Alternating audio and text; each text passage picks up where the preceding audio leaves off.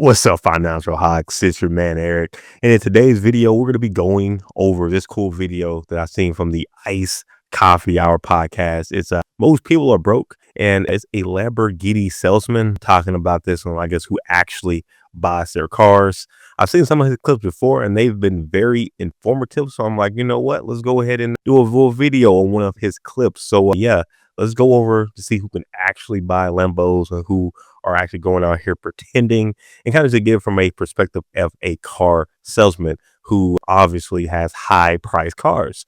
So yeah, let's get it right into it. Long in the way that you So how many people walk into the Lamborghini dealership pretending to be rich, pretending to be a buyer? And what are the tells? Yes, absolutely. People come in with their fake watches and, overly designer clothes, and that they're trying to pretend that they can buy something and they can't. They're just trying to get a test drive or something like that. And I can relate to that because I did that many times as a high schooler, trying to go out and test drive interesting cars with some success. But you can't let those people waste your time when you actually have a job to do. And it really doesn't take long in the way that you should sell a car to ask the right questions that they would just not have even thought about, like how they're actually going to use the car, how it relates to other goals that they have, why they want it and what they believe it is versus what you have to explain it actually is, and things like that. And so if they're just itching to get in the car immediately, let's go, then you know that they weren't going to buy it anyway. But if you can actually, Okay, a quick interjection right there. I have heard about that before in terms of like,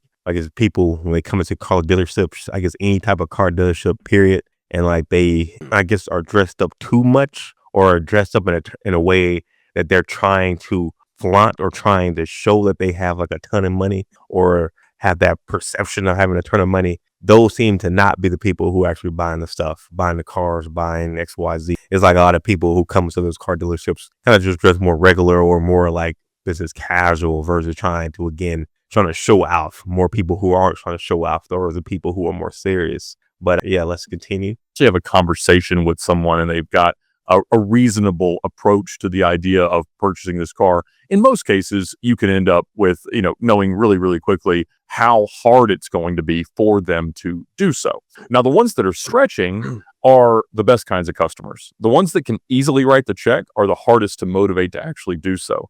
But somebody who knows, like, look, I may be hard to get financed because of this, and this, and they're very forthcoming about that, then those times, you do stand a really, really good chance of getting this person into a car because you probably have more financing resources at your disposal than they may know about or things like that.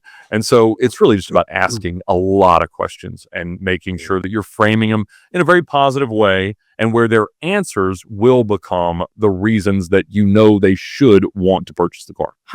And now this is also good for like if you're selling products, maybe like courses, different things of that nature too. And probably if you have bought a course recently, you probably noticed that too. Like before you can even buy it, you need to go through like a set of questions, and pretty much they're trying to gauge to see if you're actually somebody that they want to spend that time and effort for. I know I recently did one for a Facebook creators group, and you get to answer like several different questions, show, like your page and XYZ. And pretty much it was just to see if that's first off, somebody's serious, that they can actually, would want to grow their YouTube, want to actually grow with the community, kind of seeing your goals, see if that aligns with with theirs. And also too, to see if what you're looking for also something that they offer. Because if I would have came to that Facebook group saying like, I want to go ahead and start a Facebook and I only have like one follower on YouTube, and you see my videos and it's like I'm doing one video every single month, or I'm doing one video every 2 or 3 months, that would probably show like, hey, this guy probably not that serious, versus somebody else, in this hypothetical sense,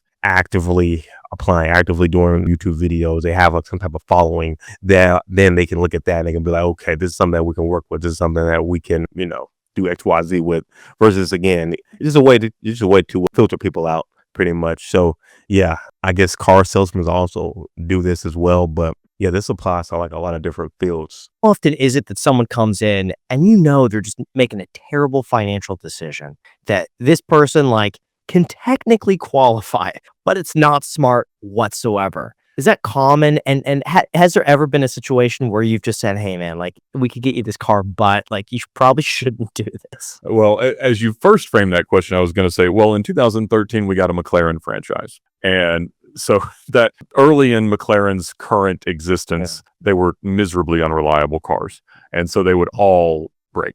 always. The failure rate of these cars in the first week of ownership, where they may have come back in on a tow truck or at least had some very meaningful fault, was 100%.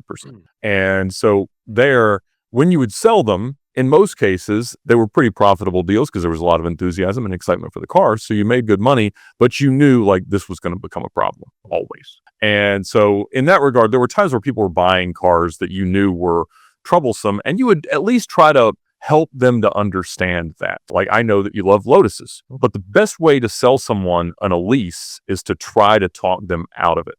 And, you'll tell them, hey, they're not super comfortable and they're not like easy to get into, especially if you are parked next to somebody like, oh yeah, I love that. It's a car. It's like, oh, just remove everything. And then, they're not that expensive in terms of parts, but they do go through like tires and brakes really fast. Oh yeah, for handling, that's awesome. I love that. I'm gonna do it myself and all this stuff. And, it is a Honda motor, but you want to make sure that it's maintainable, or Toyota and stuff. And they're like, oh yeah, that's so cool. It's going to be more reliable. It's going to go 100,000 miles. I'm going to drive it all the time. But like if you hurt the clamshell, like it's really expensive. So just make sure that you've got good insurance and just be careful. Like don't bump into stuff. Oh yeah, I love that. It's so light. And they're just talking themselves into it over and over and over again. And it's like they always buy them. Like, Okay. I like that a lot. Kind of like that reverse psychology type of method, or I guess that just not caring type of method. I feel like that definitely works out a lot because I have utilized that for at least 2 or 3 years back when I was working at Towers Watson, back when I was selling the medical insurance to people. And, we're talking to these older individuals, and I noticed that like me just not caring, like me going over like the plans. Cause we're not supposed to say like it's the best plan. We're supposed to be saying like it's like the better plan and XYZ. I guess for legal purposes, I guess they got sued before, I guess in the past, by people saying, oh, this is the best plan. And they're like, oh, well, actually it isn't, like some type of crap like that.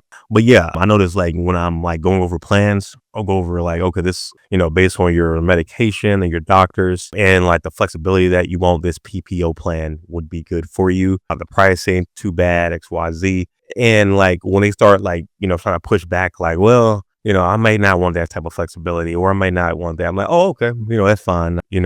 I have like a second option here as well. But if these options are something that you want, that's totally fine. Like, no pressure. Pretty much just like letting them know, like no pressure. And I would do that like a lot. Like, again, like sometimes they will push back hard, and it's like, if you don't want this plan, that's totally fine. We have also have this plan here too. Like, here's some of the, specs on this. If your doctors do XYZ, you might not be able to have as much flexibility as his first plan, but it's still pretty good. But it's like totally up to you. Like, you can like still go online. You can find other plans. You may know other people who can probably help you out as well. I'm just showing, just showing you some. Like, that helps out so much. Kind of just not really caring, like not being stressed on getting that sale has helped me out a ton. So I 100% agree with that. When you come into it like that, it just helps out so much. And then I guess it throws out the pressure on them too, because I've been on the other side when salesmen trying to get me on different things. Like, I remember when I first got my house and they were trying to get me with security over here, the guy, and like he kept trying to pressure, trying to get a sale right then and there. And for me, especially now, but I mean, even like 10 years ago or 8 years ago, like, when people try to pressure me like that, like, oh, I need to sell now, I'm trying to get to sell now, like, what's the reason, XYZ? It's like that throws me off in terms of like, I don't want to do that plan anymore. Even if I was thinking about it and I was close, the fact that you're trying to pressure me into this, nah, I'm good. Like, I got money, I got time. I don't need to get anything at this moment. And yeah, I think a lot of people are actually like that too. Now I'm thinking about it, but yeah, being patient and kind of doing like reverse psychology on people too can help out a lot, especially if you really don't care. no one can go look at a Lotus and not buy it. Unless it breaks while they're driving it or catches on fire, which happens. But in terms of like a financial decision where somebody is really in a rough spot, again, most of the time those people are stretching so hard to be able to buy these cars, and they know, and they're all well aware, like, I can't sell this car because I have so much negative equity that I'm rolling from the next one. I had this guy, nicest guy in the world, just had kind of a normal job, made low six figures and had owned an Aston Martin DB9 for a really long time. And we did a lot of really long-term car financing, these like 12-year, 15-year loans. And, if the car doesn't go down in value, that can be a great way to own it. And so he owed effectively $100,000 on a $50,000 car because Aspens depreciate like crazy. And he didn't want to put much money down. And so he just wanted to have a newer car.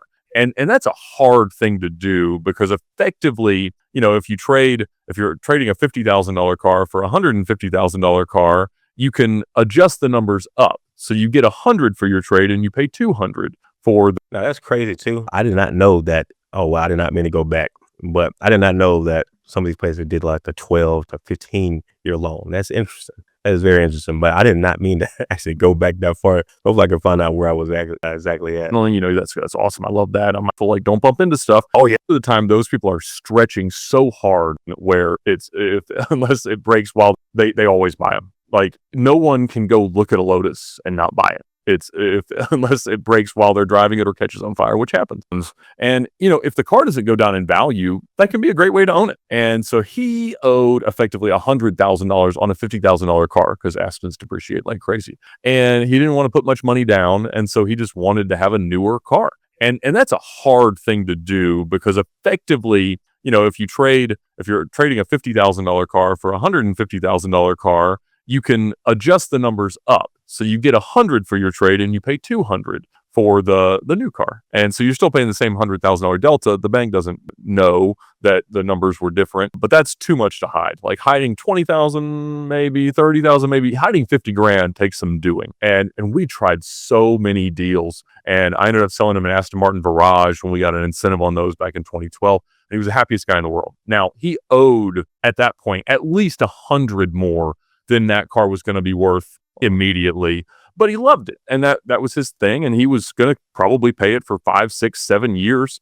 And he was fine with it. So when you see people driving like really expensive exotic cars, what percentage of those people have them financed and can barely afford them? It's going to vary a little bit by market and by demographic, but I would say 75% are financed. Certainly in my sales experience. Okay, I'm not surprised too with the supercars still being financed 75%. Because I guess when people have that much money, they are more likely just to have that money, majority of their money still in stocks and still other type of investments is making more money. That's what I've been seeing a lot. And it's like the counterintuitive for like what you would think. Because when you don't, when you aren't rich, usually growing up, you hear from people like, oh, you should buy your car off XYZ. And yeah, like for smaller cars, you can definitely do that. But yeah, with these higher priced cars like this, a lot of these people is like, okay, I could put down 500,000 and get this car outright, or I can put that 500 or 400,000 into this investment and make so much more money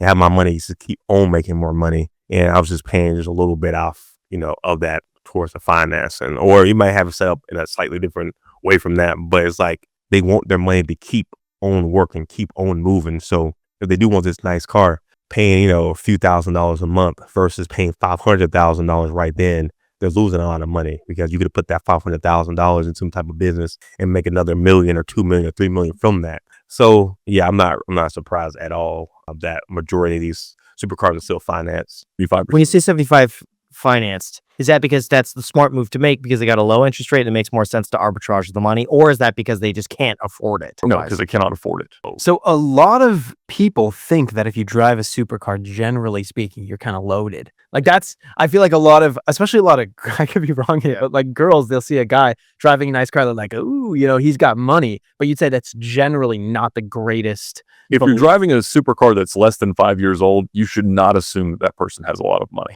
Okay. So that's interesting that at least for these type of cars, believe a lot of people can actually even afford it. So you got a lot of people flexing.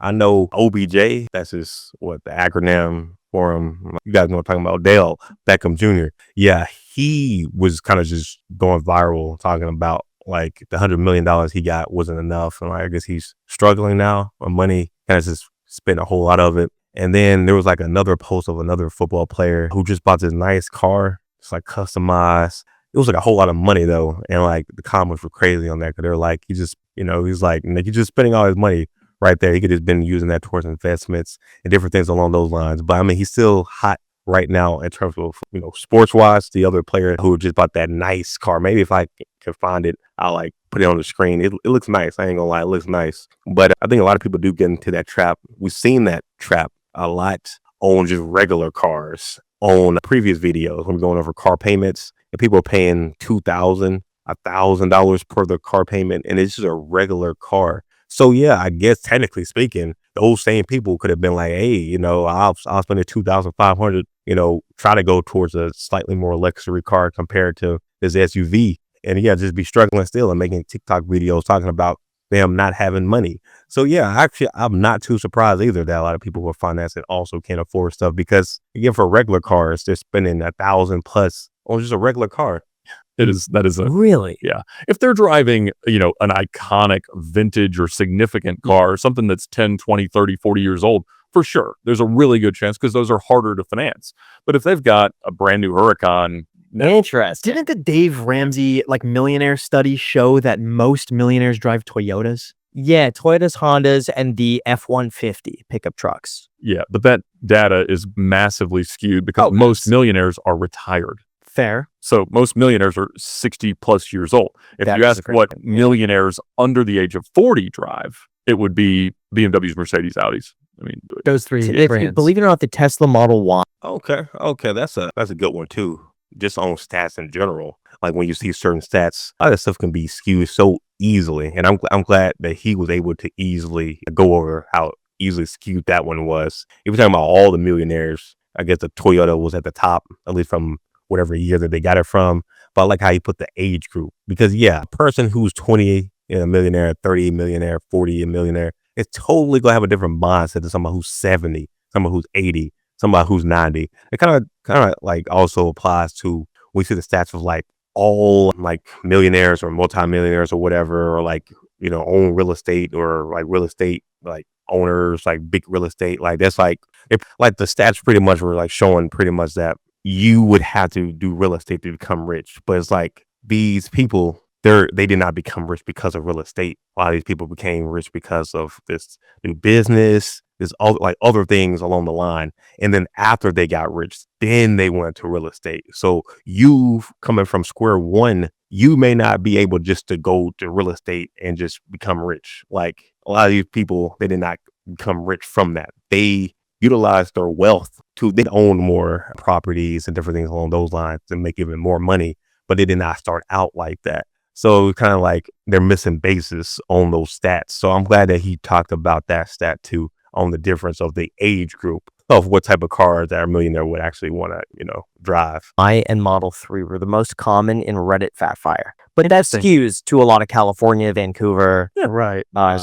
But yeah, that was the most common. What would you say are some trends that you've noticed amongst high net worth individuals buying exotic cars? Well, it's a very indulgent thing, right? And so generally speaking, the Venn diagram of people that own exotic cars and good people don't intersect all that much. And so it was a little bit of a difficult thing because obviously I loved the cars for my reasons, some of which are obviously the vanity and status of it, but much more significantly, the experience of driving it, the ways that they build performance, the noise, the beauty, the history, the everything that they represent. I mean, I love to be able to get in a car, get it good enough to probably make it where I wanted to go and drive the wheels off of it. And so, before they started to make SUVs, I'd probably put more miles on Lamborghinis than just about anybody in the country. And because I love that. I love to get in one, drive to Miami, drive it across the country. To me, that is the best form of ownership. You may not be going 200 miles an hour, but you're just experiencing it in that way. Yeah. Driving your car, especially any type of sports car, definitely feels good. Like cross country or like a long way, you get to really enjoy the car, see its pros, see its cons, and kind of just enjoy your actual purchase. I know when we did our trip to Disney World, and I was able to drive my GR86 from Texas all the way down to Florida and back and going to the different states. And then, just the vibes there was nice. And just being able to enjoy that car in that type of environments or multiple different environments, that was fun. So yeah, I definitely feel you. If you haven't done that already, I definitely recommend that. Now, most people obviously aren't doing that. They're trying to minimize their costs. They're trying to, take advantage of whatever. And they really are trying to go show off in them. And it can be a rather undesirable reflection of who a person is. And I try to be conscious of that especially as I've got a bunch of them, and I make sure that it's very clear, look, they're all broken. They're all heavily financed. It's a hard, and they're the result of me doing this professionally for a long time. And yes, you can sit in it, and yes, you can take it for a ride. I used to let people borrow them, but I had to stop because they're all so broken that they would all break down. So I went like 18 months where every single time I let somebody drive something, it broke in like a rather meaningful way. And it's not that I hold them responsible for it. It's just awkward and inconvenient. And so I kind of just had to say, look, for a while at least, I have to not do this. And so I don't let them drive them, but if we can take them somewhere, do something, by all means. And I think having the right attitude about the cars is really what I learned was both necessary and the right way to go. And, if you try to treat these things as, your treasure and they cannot ever be imperfect, it's just, you get so uptight and so uncomfortable. Talking to me right now. Oh, no, Yeah, you definitely do see that, especially like on YouTube. I've seen people like that who are like super stiff on their cars and like they don't want to drive it at all, like ever. It's just like they're for show. But man, I like to actually drive. I love driving. And yeah, whenever I get my next sports car and my next one, I'm going to actually be driving these cars. I want to be driving these cars. I'm going to enjoy it because it's like, why not? It's like, why spend all this money just to have it for show when I can actually drive it? Like, I'm getting these cars for myself. I'm not getting these to impress nobody. Like, but I guess that's a difference too. Some people might get cars just to impress people. I'm just getting cars because I like it. It's, the functionality, XYZ. I might like the look of it for myself. If everybody else likes it, that's cool too, but I'm not getting it for anybody else. I think that's a good mindset to have. Have learned a bit we got to get you out of that mindset, man. You got to just get some rock chips. Like I've only owned one cosmetically perfect car because I had one repainted. It was in terrible shape. It was a Lamborghini Murcielago, and I had it painted my favorite color, which is Verde Draco on the car. It's kind of Ooh, now that's a nice color. That right there, that's a nice color. I call that the Spartan Green, the Millionaire Mark 5 from Halo. That's a nice green. That kind of reminded me of I think it was the special edition, Hakone edition for the GR86. It was a greenish. It wasn't, I guess, a light green. It was like more of a darker green, but that's a nice green. Grab green, and you can show a picture of it. But there were no cars built for the U.S. in that color, and so I couldn't just go buy one, and I never get to buy based on color. So the cheap cars are always black, and so they either get wrapped like this Gallardo, or they black because they look so pretty, but they get dirty fast. And so I try to make people understand that the more you can drive them, they're great. And so, like, I don't have a clear bra on the Bugatti. I can't wait till it's covered in rock chips and everybody sees it and immediately knows how much I've driven it. Why wouldn't you put a clear bra on it? You're going to spend $5,000 doing that, on the front part of the car, maybe some of the sides. Why not just do that? It seems like $5,000 would be better than rock chips. Well, first of all, there's already some paint work on the car. Okay. And so it could stand to be, repainted parts of it anyway. Yeah. But significantly, like, if you ever go to Monterey Car Week, there's a lot of amazing cars there.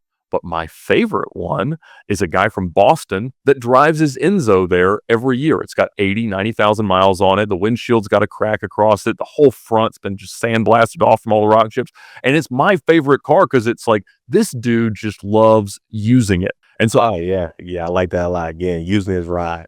Enjoying that purchase. I did clear bra after I repainted the car because it was truly perfect, and much more significantly because I could never match the paint. It was custom mixed to match this paint code, and so I didn't want to have to deal with ever doing that, and that's why I clear brawed every square inch of the car. But if I were to do it again, I wouldn't, because I'd love it if it had its last 30,000 miles of rock chips on it. It is cool to look at a car like this and see that it's been used and see that, the person is actually taking it out on the road, see the paint chips and stuff like that. Yeah, I love a perfect car, but I love them, worn in a bit more. All right, good stuff. I might have to end up doing like some more videos from Ice Caviar. But yeah, I like that video. I think that kind of, show the perspective of the actual salesmen who are selling, higher end cars, what they're actually seeing out here. And that, a lot of people are actually broke, and that they're actually out here pretending, not just with regular cars, but also with nicer cars too. So yeah, just because you saw somebody with a nice car does not mean that they're balling. But anyway, guys, if you haven't already, be sure to hit that like button and subscribe, and I will see you guys in the next one. Peace.